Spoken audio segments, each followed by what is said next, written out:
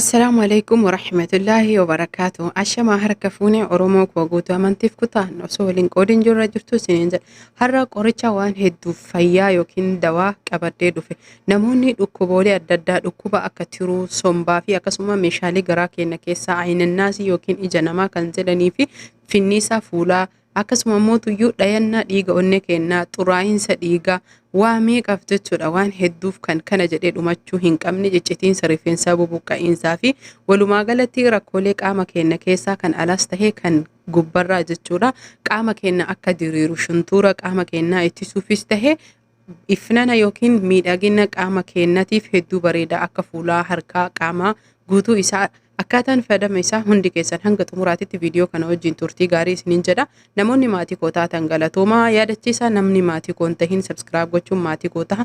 Viidiyoo namni ilaaltan guutuun keessan laayikii tuqa akka namoota hedduu ga'u laayikiin waan addaa osoo hin tahin hiriyoota keessan hiriyoota isiniin jedhu hiriyaa beeytan qofa osoo hin tahin nama kamiyyuu kan itti rakkate gargaara jechuudha. Walumaa galatti inni kuni qasil hindii jedhama.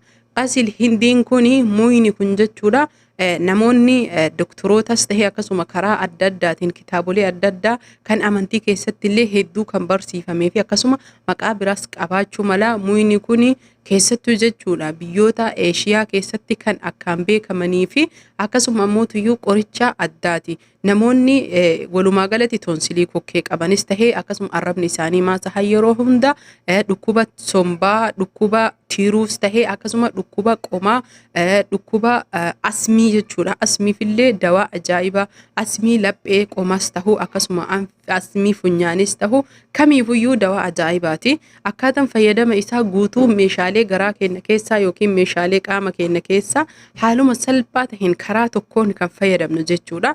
Akkuma asitti argitan kana muka kana yookiin qasil hindii kana daaknee jechuudha yookiin mana keenya keessatti dhiinee goysinee tumnee karaa salphaa taheen harcee isaa kana jechuudha mana keenya keessa karaa dhugiitiin fayyadamna. Hordoftoota fi kabajamtoota Hirazaan Oroo namoonni hundi dhukkuba sukkaaraa akkasuma dhiibbaa dhiigatiin kan rakkatan dhukkuba sukkaaraatiif hedduu waan gaarii tahee fi parsantii dhibbarraa yoo xiqqaate 70 hanga 50 isin gargaaruu danda'a. Kana jechuun dhukkuba sukkaaraa to'achuufis tahee akkasuma nurraa hir'isuuf faayidaa guddaa fi bu'aa guddaa kan qabu qasil hindiin jechuudha yookiin mukni kun ani kan beeku maqaa isaa qasil hindiin beeka garuu yoo maqaa isaa barreessee jedhee biyyoota guutuu irratti googilii afaan adda addaatii fi akkasuma mootuyyuu biyyoota keessattuu Eeshiyaa tana keessatti kan beekamudha. Kanaaf ammootu ani qasil hindiin beekaa namoonni keenyallee qasil hindiin sirriitti beekan mana qorsa aadaa kam keessayyuu hin dhabamu bishaan burcuqqoo tokko fuunee qasil hindii kana mankaa tokko yookiin mankaa tokko guddaa jechuudha fuunee bishaanumatti kurree haaluma salphaa taheen yoo barbaanne daa'ima itti goonee jechuudha ganama garaa qullatti akkuma hirribaa kaaneen dhugna jechuun iyyanne dhukkuba kamiifiyyuu jechuudha namni ija namaa qabdan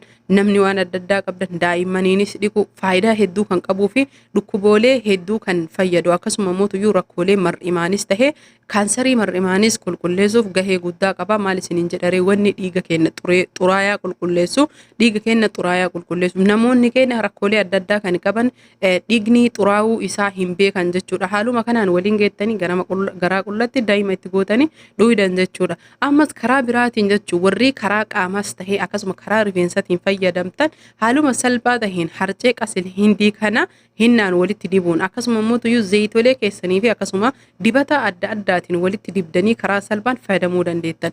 Akkaataan fayyadama fuulaa yookiin qaama keenya kireema fuulaa finniisas tahee maadiyaati walumaa galatti qulqullina qaama keenyatii fi qasil hindii kana yookiin harcee qasil hindii tumnee haaluma salphaa taheen mankaa tokko yookiin manka lama fuunee makarajis haa ta'uu distii haa ta'uu meeshaalee qulqullina qaban kana jechuun foolii nyaataa kan qabne bishaan burcuqqoo tokko itti naqnee ibiddarra keenye danfisna yookiin ho'isnee akka dhamti isaa yookiin dhangala'oon bishaan isaa nuu bahu goona.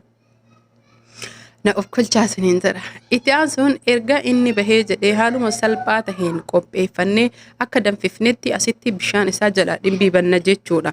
Bishaan isaa erga dhimbiibannee geessinee haaluma asitti argitan kanaan qophii sadarkaa gara biraatti deemnee kireema fuulaa karaa lamaan hojjetan. Namoonni keenya hedduun dibata fuulaa kan tuffatan yookiin ammoo tuyyuu ani hin beeku fuulli kiyya hin baranne nama akkas nama balleessa. Dubartis tahee dhiira fuulli keessan looshinis tahee eegumsa barbaachisaadha. Nyaata nyaattu malee waan hin jiraanne fuulli keellee nyaata barbaada. Rifeensi kee harki kee achi booda harcee boqqoolloo waan hunda caalaa jechuudha. Dibatoota hunda caalaa irra caalaa filatamaa fi akkasuma immoo qaama keenyaa bareechisee kan laaffisee akkasuma qulqulleessuudha jechuudha. Akkuma asitti argitan kana harcee boqqoolloo sirriitti daakkamee jedhe maankaa tokko fudhannee distii keenyan naqnee bishaan burcuqqoo tokko itti naqna jechuudha. Bishaan burcuqqoo tokko burcuqqoo shaayii xiqqoo san jechuudha. Ammas meeshaan keenya distis tahee meeshaaleen hundi qulqullina qabaachuu qaba. Waliin dhooyne akkuma duraan baranne san ibiddarra kenna. Kireema yoo hojjechuu hennu gabaabamatti harcee boqqolloo ibiddarra kenna. Namoonni boqqolloo hin beekne hin jirtan hin jedhu erga harka keessan osoo irraa hin fudhatin kunoo haala kanaan kireema ta'a jechuudha.